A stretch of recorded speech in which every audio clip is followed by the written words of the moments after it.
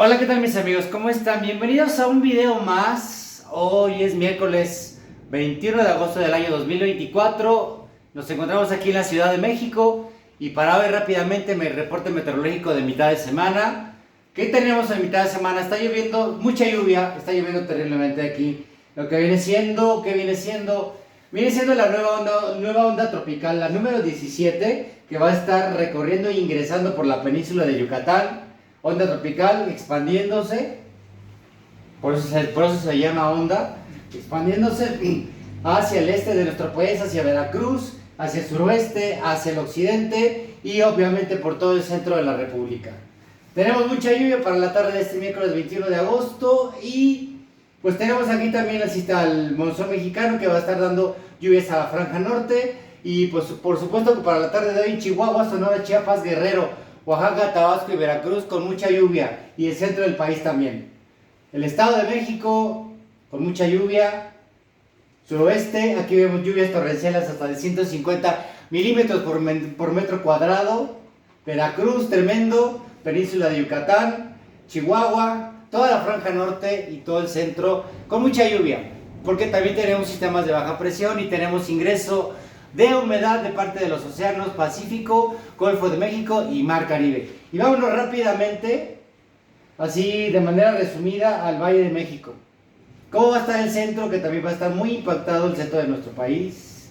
Por aquí andaba el Valle de México. Aquí lo vemos.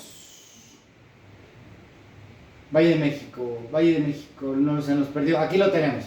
Al Valle de México para la tarde de hoy miércoles. Toluca con una temperatura máxima de 20 grados. Ciudad de México con 24, mucha lluvia. Ahorita en la Ciudad de México son las 4:30 de la tarde, ya está lloviendo bastante fuerte. Y pues tenemos mucha lluvia, vientos del noreste con 25 kilómetros por hora y rachas de 30. Mucho viento, mucha lluvia en la Ciudad de México. Toluca también, recordemos que Toluca, aquí tenemos ciudades de Nezahualcóyotl, con todo el Valle de México con mucha lluvia. Sale, pues cuídense mucho. Que tengan una excelente tarde, tomen precaución, tomen paraguas, pónganse sus botitas cañeritas para los charquitos. Y pues estén pendientes de un reporte más. Rápidamente nos fuimos y que tengas una excelente mitad de semana. Nos vemos mañana, pasado mañana con otro reporte más.